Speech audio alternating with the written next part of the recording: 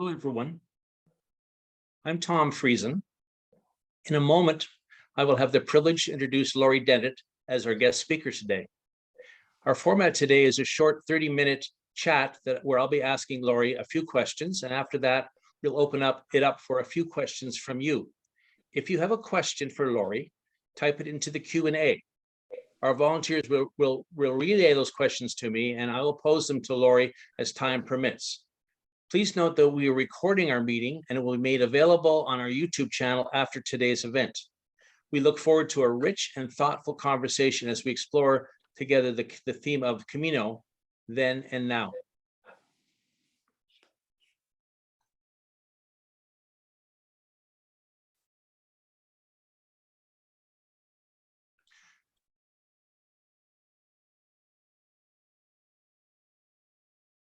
Laurie, welcome to our AGM.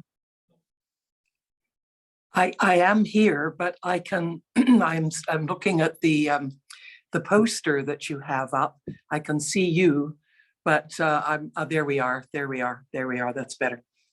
Can you see me? Your video is not yet on. Okay, just a minute. There we are. Perfect. Good. Good. Good. Excellent. Laurie Dennett was born in Toronto.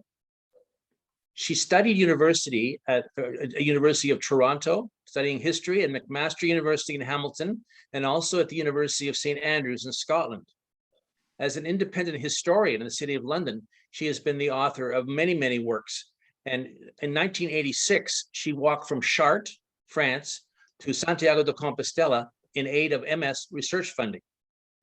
The 1987 memoir of her pilgrimage, A Hug for the Apostle, sold out in 8 months and became a Camino classic. Fortunately for us, it has been reissued just in the last couple of years with some glorious photographs and it's minor bit of editing, but it is well worth the read to take you across the Camino back then. Speaking about now, Laurie lives almost beside the Camino near Osobrero, as you enter the province of Galicia. And we titled this talk, The Camino Then and Now. And so I'd like to ask Laurie to give us some reflections, as she's uniquely qualified to do, about a Camino that happened when there was almost no pilgrims, and now the Camino that you see just a few steps from your doorstep. Well, you're absolutely right. Back in 1986, there were very few.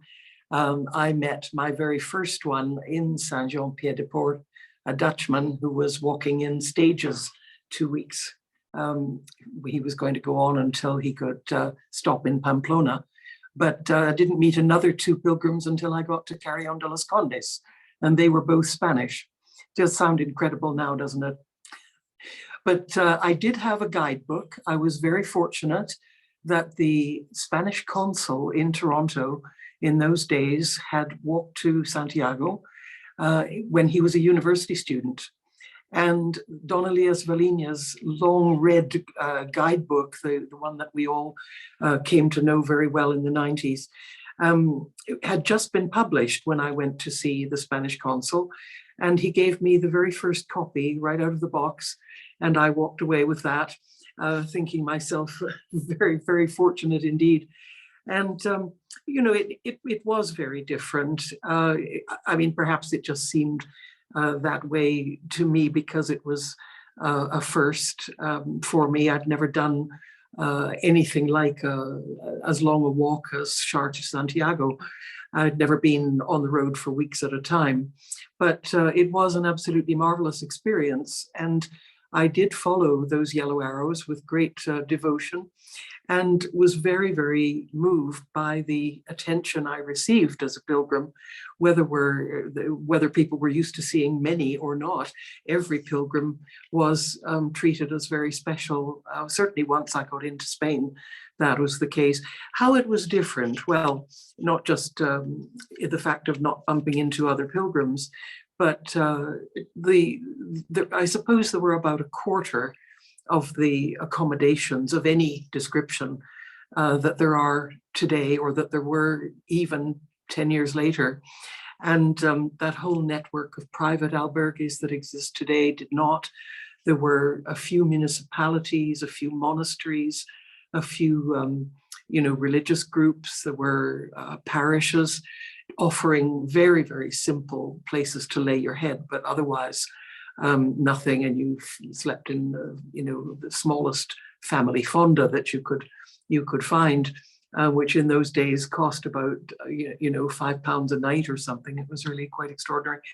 And the other thing that was very different was that because there wasn't a lot of infrastructure, you really had to calculate your distances and what you were carrying just to get across them, because there was really nowhere to buy anything, and you certainly couldn't count on fountains or bottled water or any of that. And some of the distances were pretty daunting.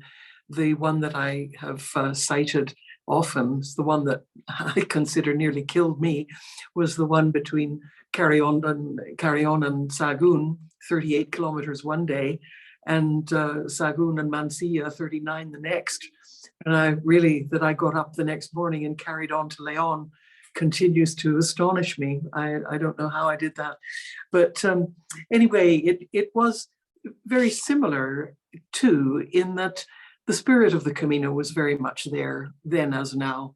And local folk were unfailingly gracious and welcoming. And, they, just on seeing a pilgrim, i.e. me, walking along with a backpack, they would rush to the side of the field to shake hands and speak to me, and wave.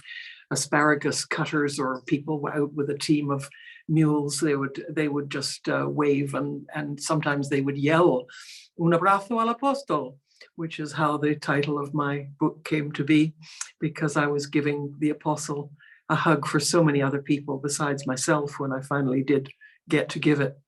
So there we are. That's first impressions. And what about any other changes that you noted now? Well, immense changes, of course, as any of us who knew the Camino before the great build-up to 1993 will be registering more and more changes every year. Things have become, I'm not sure they've been simplified. Even technology, which claims to simplify everything, I'm not really sure it does. Things were simpler then too. You just walked along. There was no such thing as being plugged into a device that would play music for you, or a mobile phone, or remote anything. There was no such thing as Wi-Fi. People didn't, the few pilgrims there were, I don't think, viewed the Camino as a time to keep in touch with everything they'd left behind. It was a question of literally leaving it all behind. And apart from my calls to Wally Crowder, which were, interesting in that finding a phone in the middle of nowhere was sometimes the toughest challenge of the entire day. Walking was nothing compared to that. But those calls were very much a break in an interlude of considerable peace and quiet. And I really valued that time. I loved the closeness to nature. It gave me great consolation to sit down on a log and think that all of that, ants crawling around in the grass, bird song, all of that would carry on whether I was there or whether I wasn't there. It was another world. It was stepping into another world. So I valued that and still do. And it's one of the reasons why I live where I do. Speaking of where you live, very close to Osbrero, as the pilgrim enters Galicia, I know that you feel this is a significant place on the Camino Frances for pilgrims. You have a long history with this special place. Can you please share your thoughts about why it has such a strong impact on the pilgrim and their Camino?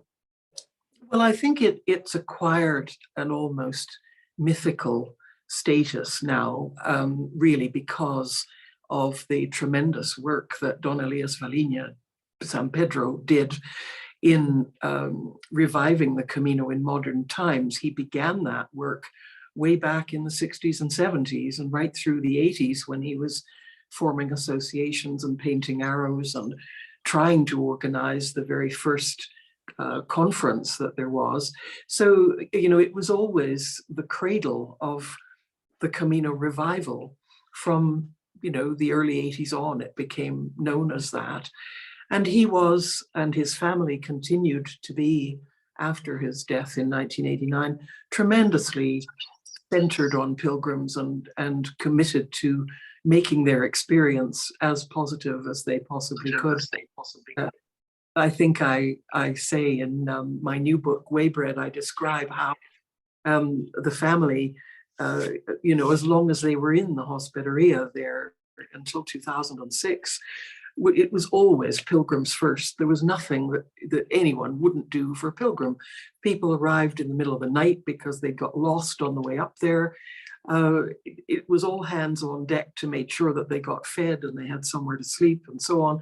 If people arrived soaking wet, all the radiators were cleared so that their clothes could dry, their boots could dry.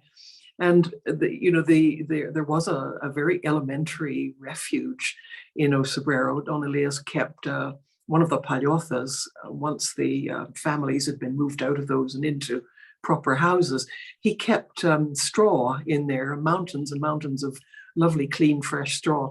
And that was where, until the current albergue opened in 1992, that was where pilgrims slept, at least when it was warm enough to do that. When it was cold, they slept on the floor of the dining room in the hospederia. And it was, for a very, very long time, a very special place. I came to know it in that period when it was very much a special place. And I knew Don Elias very well in the last few months of his life. I came to know him very well. So I did a lot of listening in those months when he was extremely ill, but when he felt well enough to talk, being a man of few words in most cases, he was just overflowing with talk about the pilgrimage and pilgrims and Osabrero and all of that. So all of that I absorbed like a sponge, and then helped after his death to get his posthumous works, his books published through the press and into people's hands, as I knew that he had wanted to do. But about the spiritual geography, as you say, I do think Osabrero is very special, and I think he understood it that way too, although maybe it was just tacitly understood. It has its Eucharistic miracle, which everyone knows about. So people are anxious to see those relics and so on in the 10th century church. But in the actual physical geography of the Camino that pilgrims experience in their feet and their hands as they claw their way up to Osabrero, it's a very daunting ascent, as I know most of my audience will have enacted it, so they'll know exactly how it feels to finally stand on that road below the stone wall and realize that you've made it.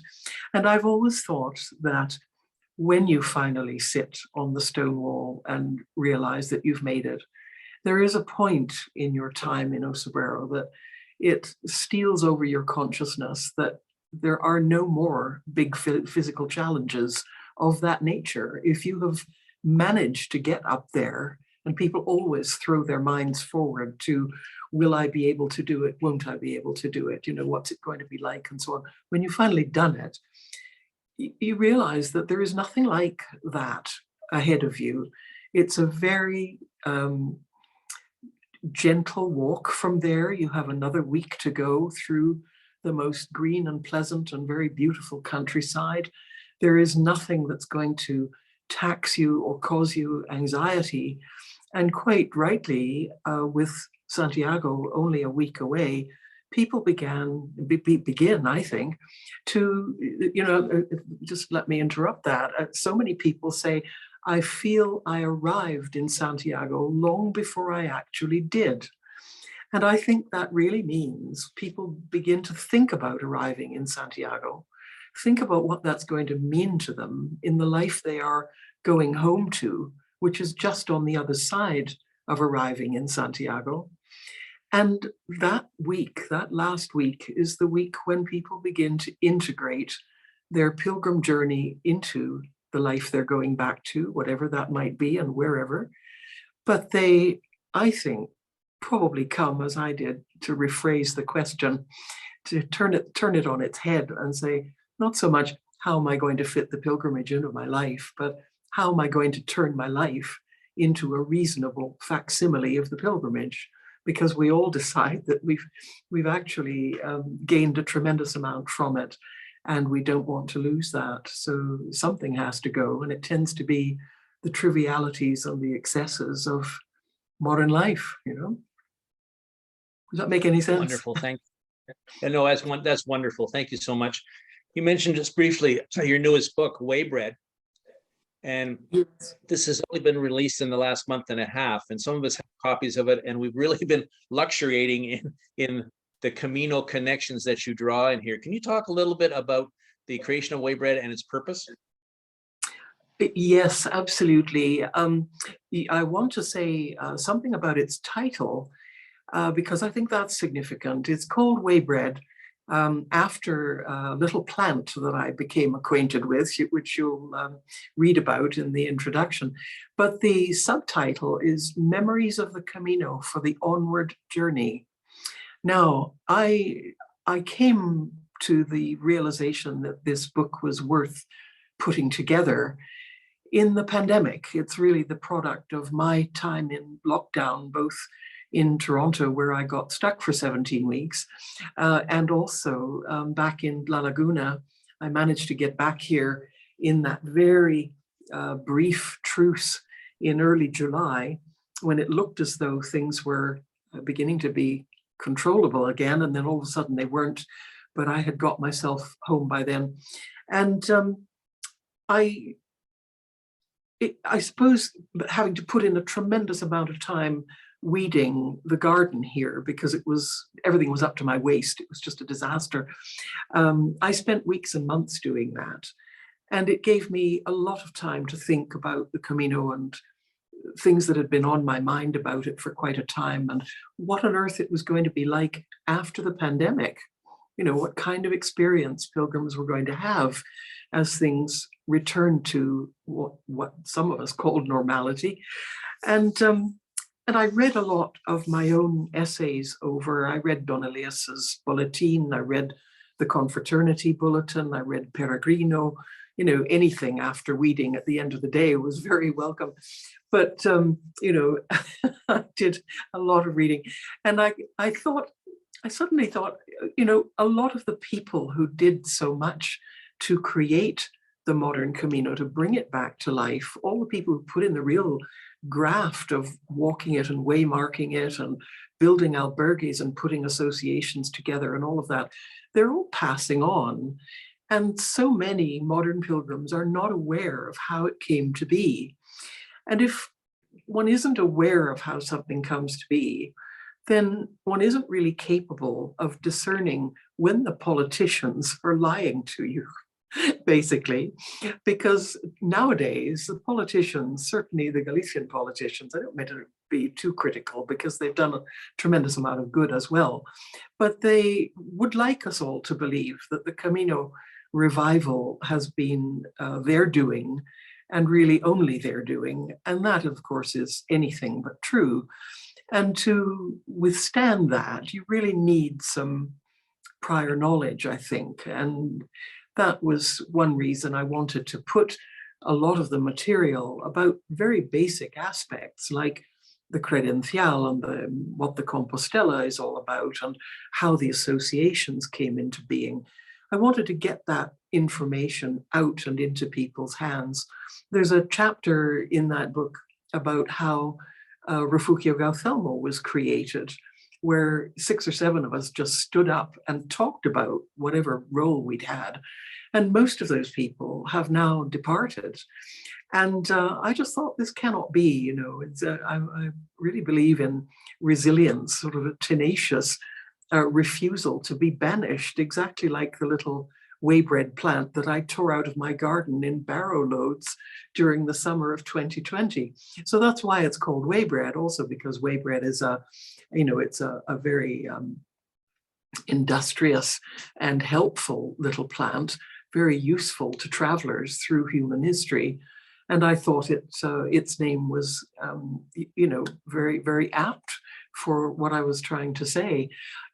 Dear Tolkien, you know, who wrote The Lord of the Rings, he borrowed its name from Anglo-Saxon as the food of the elves to sustain them on their journey. Well, I'd like to think that the thought of whey bread, even if not actually eating the plant, I did eat it, by the way, still here to tell the tale, but the knowledge of it and the symbolism of it and the image of it might serve us as a model to be tenacious, just to refuse to be banished. And so when people tell us that X was Y, we have the ammunition to come back and say, no, it's not, and just carry on, you know. The spirit of the Camino is universal, and I would like to think indelible, that it cannot be moved or altered. It may evolve, but I hope it will always remain, in essence, the spirit of fraternity and hospitality, and that commercial concerns do not carry the day as certain entities would quite like them to. Thank you, Laurie. I have a question from Sandra. She's wondering how a woman from Toronto winds up in Osabrero as a place to live.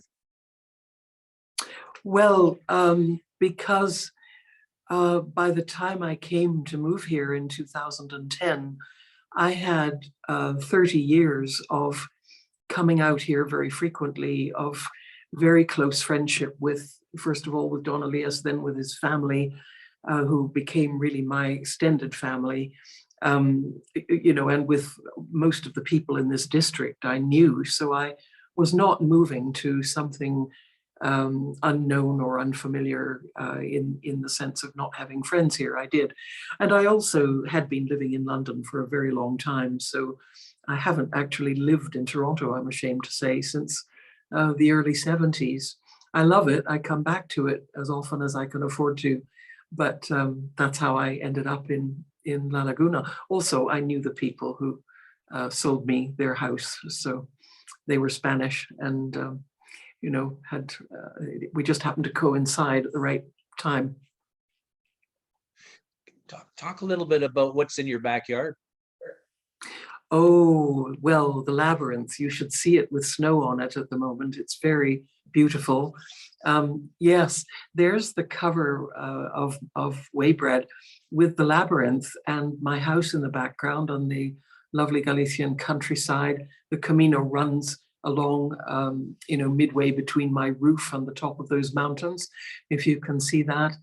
And yes, the labyrinth was, you know, an undertaking I had thought of for many, many years before I moved here, to the extent of even putting a bit of money aside from my London salary every month for a long time, because I knew I would make it somewhere, but I didn't know where or when. I just thought I'd like to have the wherewithal to do it when the chance arises. And when I bought this house, there was a lot of pasture around it, which didn't produce anything but weeds. And I thought, well, now is the chance. And it is a replica of the Chartres Labyrinth, where I began my pilgrimage in 1986. And it's about 1.5 times as large as the Chartres Labyrinth, because I wanted people, you know, who might have difficulty walking, either because they're in a wheelchair or because they're elderly, or maybe they're, you know, frail in some way, that they would be able to negotiate its paths with someone else, either being pushed or on someone's arm or whatever. Now, the labyrinth itself is kind of attempting to negate that, because it's become very vigorous and it has to be clipped once a year and make sure that, you know, people can still get down it comfortably. But it has become really splendid. It was a real act of faith planting that, because the plants were about the size of my index finger when they arrived, and tracing out that diagram with string and a chalk marker, with someone's help, whom you'll read about in Whey Bread, I hope. You know, have the occasional help of a gardener who is also an ex-football player, and borrowed for the occasion one of those machines that chalks, marks out a football pitch. And that was extremely useful in chalking out the image. And so there it is. And we then planted the tiny little box plants all along the white lines, giving them about 15 inches between them. And after 5 or 6 years, it really began to look like something. And it is, if I say so myself, really very beautiful now. So worth a visit. Anyone who's passing this way, please come. Just a quick reminder to put any questions into the question and answer part at the spot at the bottom of your screen. Laurie, you want to talk about your garden as well there? Well, yes, it is a quiet garden. I don't know how many of your members know about the Quiet Gardens Association around the world. It's an association of garden owners who open their gardens to the public, and anybody can come in and just sit in the garden and enjoy it. It's really meditation space, reflection space, in my case, walking the labyrinth space too. But it's absolutely open, and nobody has to knock at the door to ask, or even if I'm here, they just go up the lane to the top gate and let themselves in. And it was the first quiet garden in Spain. There are 350 odd quiet gardens around the world, some very small, as small as someone's front garden in a UK city, or as large as this one, or many larger ones too. And they exist in 19 countries, with mine 19 countries. And I think someone has created another one in the south of Spain, and it too has a labyrinth marked out with stones. But there are some in Canada, so do look them up. You may be living very near one. But increasingly, they're being created by hospitals and prisons and schools, and people are really seeing their benefit. So there we are, my quiet garden.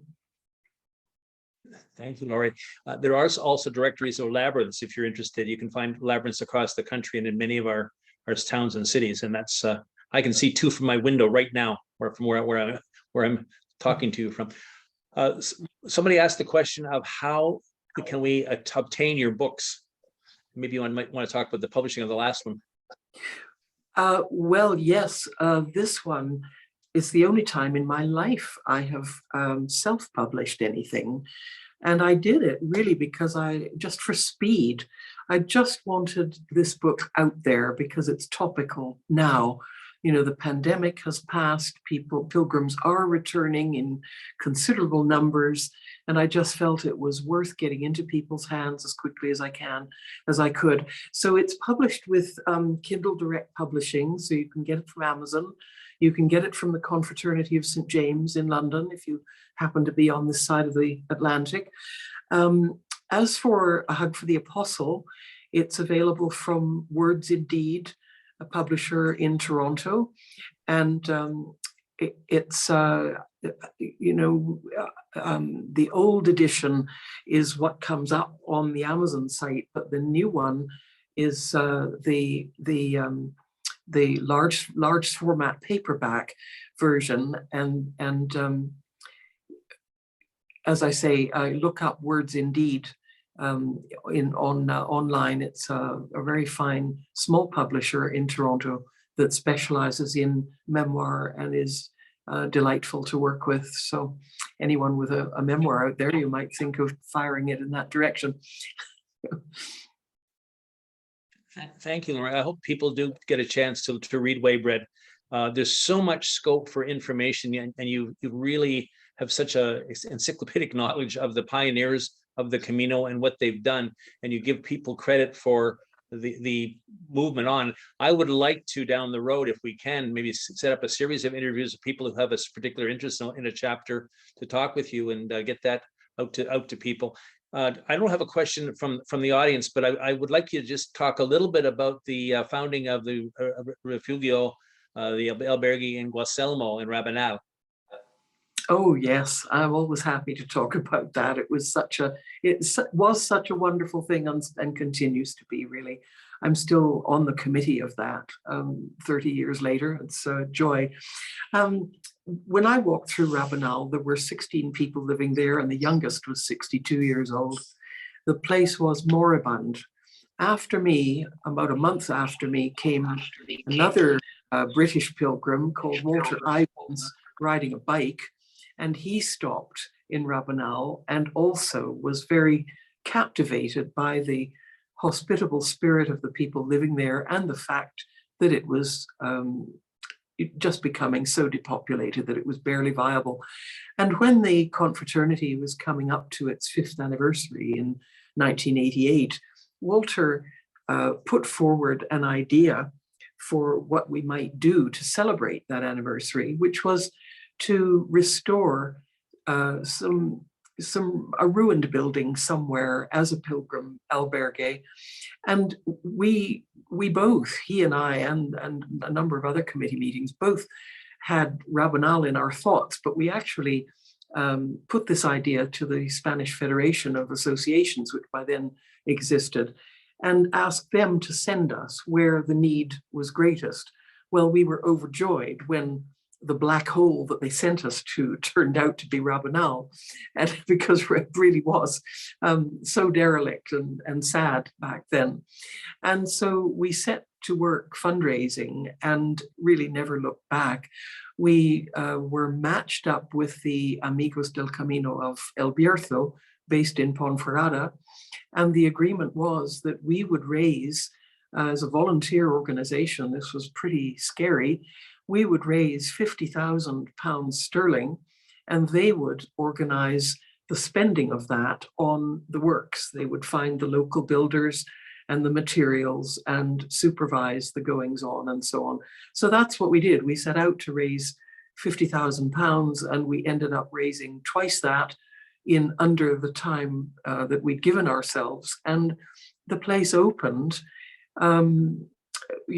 almost ahead of schedule. It received its first 2 pilgrims in June 1991, when it was still being restored. The opening wasn't until October.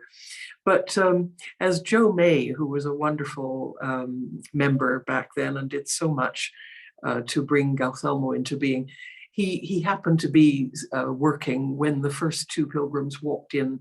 They were from Scotland, and they said, "This is wonderful. What can we do to help?" So he handed them each a broom and said, "Go up and sweep the floor." And that's what they did. And that kind of attitude just was an inspiration to us all, really. And when I consider looking back then at the difficult task that the 3 of us who went out there to look at that building in the first instance had, to decide whether we should take on that project as a small association of 200 active people, or go back to London and say, this is just too much.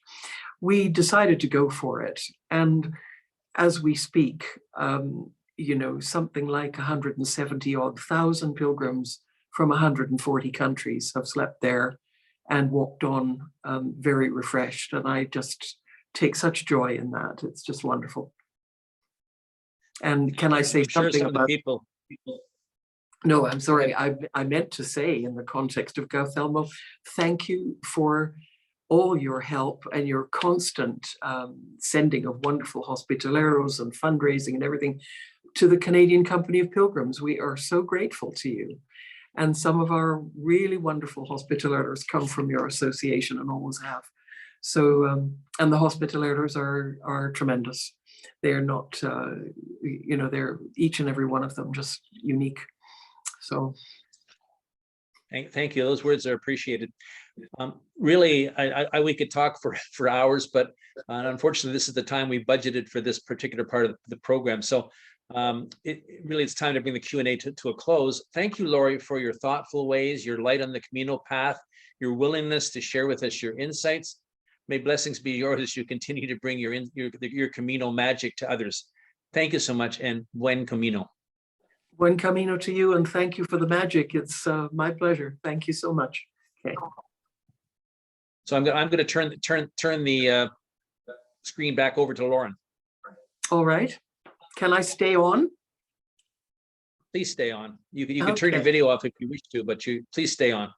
Okay, thanks. Thank you, Tom and Laurie. That was wonderful. Just the insights were inspiring. Members, we will have the whole video version of today, the AGM and the speaker on our website. So please have a look in a couple of days and alert your friends to where they might find it, that people that couldn't come today. And to all our members across the country and beyond, thank you for attending today's annual general meeting for CCoP. As you leave, a short survey will pop up. Your answers will help us plan next year's AGM. So thanks again for attending, and buen camino, everyone, and have a wonderful rest of your day. Bye now. Bye, everyone.